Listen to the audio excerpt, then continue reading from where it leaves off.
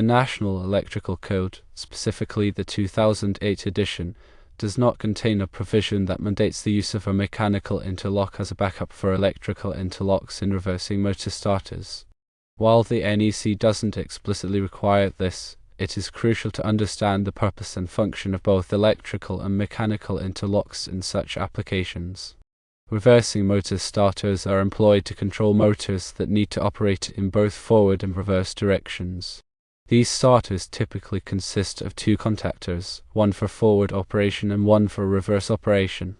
The critical aspect is to prevent both contactors from being energized simultaneously, as this would create a short circuit and potentially damage the motor and related equipment. Electrical interlocks are designed to achieve this prevention electronically. They work by using auxiliary contacts on each contactor that are wired into the control circuit of the other contactor. For example, when the forward contactor is energized, its normally closed auxiliary contact opens, which interrupts the control circuit of the reverse contactor, preventing it from being energized. Conversely, when the reverse contactor is energized, its normally closed auxiliary contact opens, preventing the forward contactor from being energized. However, electrical interlocks are not foolproof. Several failure modes can compromise their effectiveness. For example, a welded contact in the auxiliary contact of one of the contactors could prevent it from opening when the contactor is energized. This would negate the interlocking function and allow the other contactor to be energized, potentially creating a short circuit. Other potential failure modes include wiring errors, component failures in the control circuit, and even voltage surges that could cause both contactors to energize simultaneously. Mechanical interlocks, on the other hand, provide a physical barrier to prevent simultaneous energization of both contactors. They typically consist of a mechanical linkage between the two contactors that physically prevents one contactor from closing if the other contactor is already closed.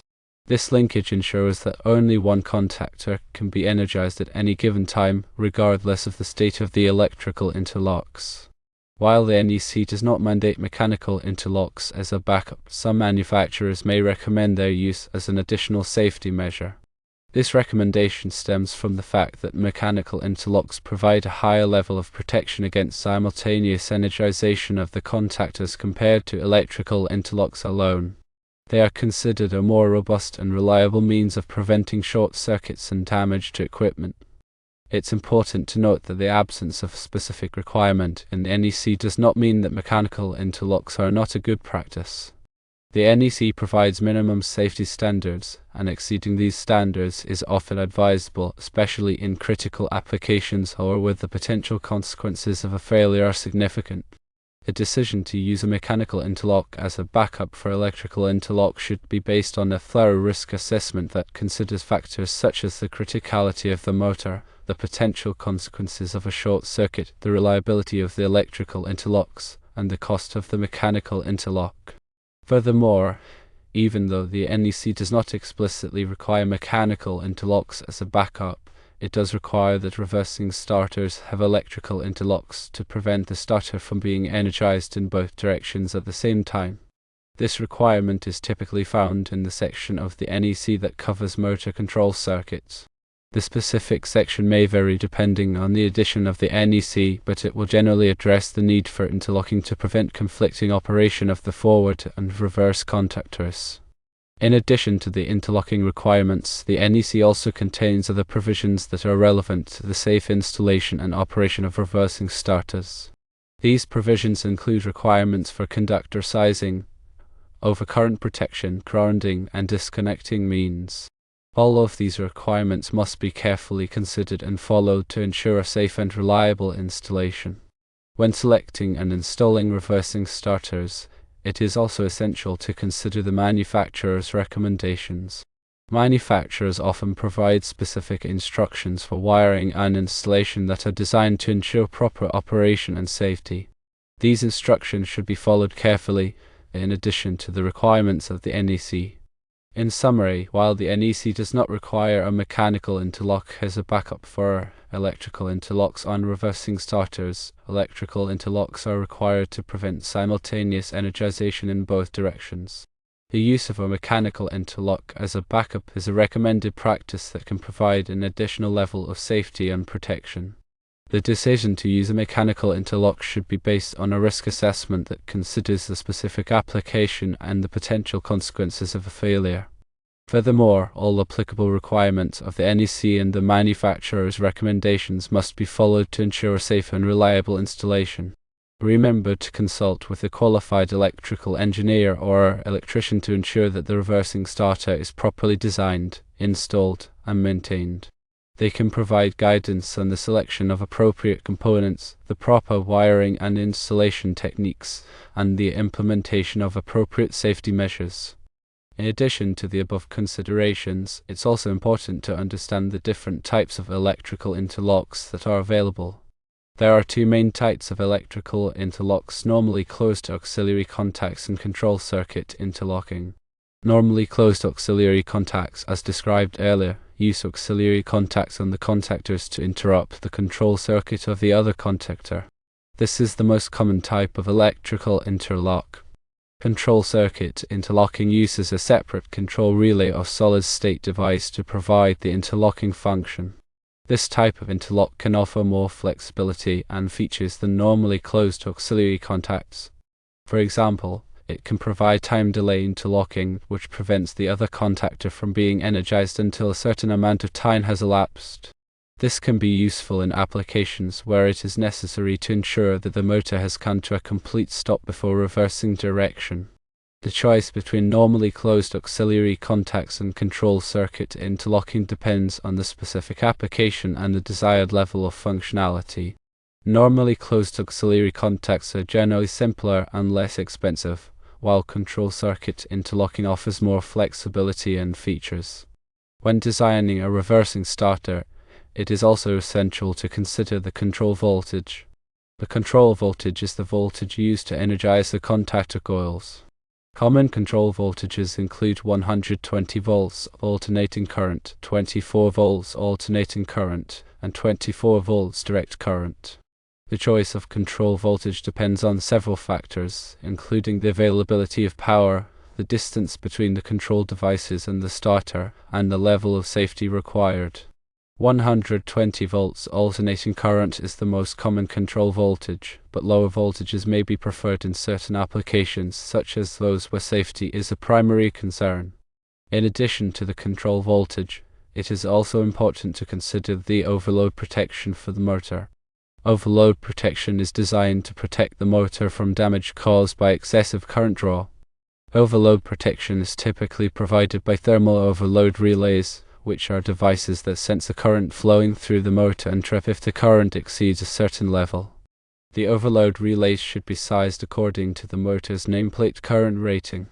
The nameplate current rating is the maximum current that the motor is designed to draw under normal operating conditions.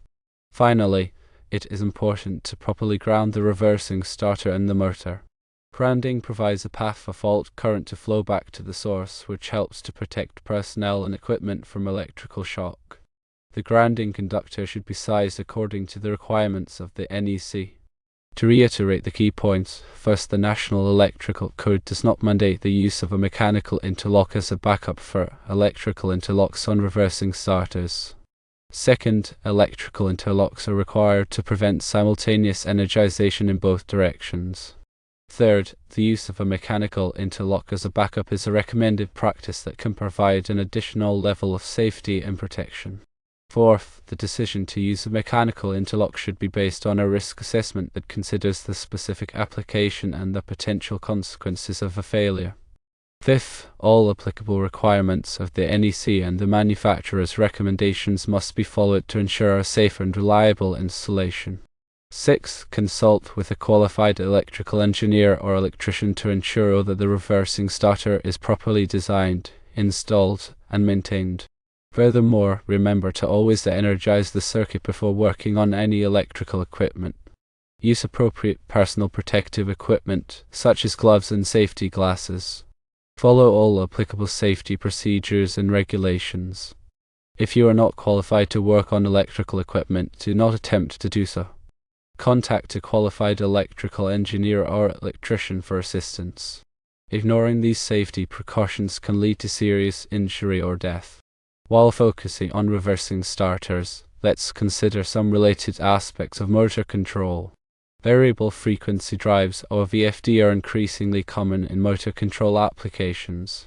VFD offer precise motor speed control and can improve energy efficiency. They rectify incoming alternating current power into direct current and then invert it back to alternating current at a variable frequency and voltage, thereby controlling the motor's speed. However, VFD can introduce harmonic distortion into the power system. Harmonics are currents and voltages with frequencies that are integer multiples of the fundamental frequency, typically 60 Hz. These harmonics can cause problems such as overheating of transformers and conductors, misoperation of sensitive electronic equipment, and increased energy losses. To mitigate these issues, harmonic filters can be installed. These filters are designed to reduce the amplitude of specific harmonic frequencies. Another important aspect of motor control is power factor correction. The power factor is a measure of how effectively electrical power is being used. A low power factor indicates that a significant portion of the current is not being used to do useful work. This can result in increased energy costs and reduced system capacity. Power factor correction capacitors can be installed to improve the power factor. These capacitors provide reactive power, which reduces the amount of current that needs to be supplied by the utility. Moreover, surge protection is crucial for protecting motors and other electrical equipment from voltage transients. Voltage transients are short-duration, high-voltage spikes that can occur on the power system due to lightning strikes, switching operations, or other disturbances. These transients can damage sensitive electronic components. Surge protective devices, or SPD, are designed to divert surge current away from protected equipment. SPD should be installed at the service entrance and at any critical equipment locations. It's vital to ensure proper motor cooling. Motors generate heat as a byproduct of their operation. If the motor is not adequately cooled, it can overheat and fail. Motors are typically cooled by forced air or liquid cooling. The cooling system should be properly maintained to ensure that it is functioning effectively. When troubleshooting motor control circuits, it is important to have a good understanding of electrical schematics. Electrical schematics are diagrams that show the connections between the various components in the circuit. Being able to read and interpret electrical schematics is essential for diagnosing problems and making repairs. A multimeter is an indispensable tool for troubleshooting motor control circuits. A multimeter can be used to measure voltage, current, and resistance. These measurements can help to identify faulty components or wiring problems. Regular preventative maintenance is key to ensuring the reliable operation of motor control systems. Preventative maintenance should include tasks such as inspecting wiring connections, tightening loose terminals, cleaning components, and testing protective devices. A well-documented preventative maintenance program can help to prevent costly downtime and extend the life of the equipment. Always consult with a qualified electrical engineer or a technician when designing, installing, or maintaining motor control systems. These professionals have the knowledge and experience necessary to ensure that the system is safe and reliable. Remember, electricity can be dangerous. Always take precautions to protect yourself from electrical shock. To energize circuits before working on them, use appropriate personal protective equipment, and follow all applicable safety procedures.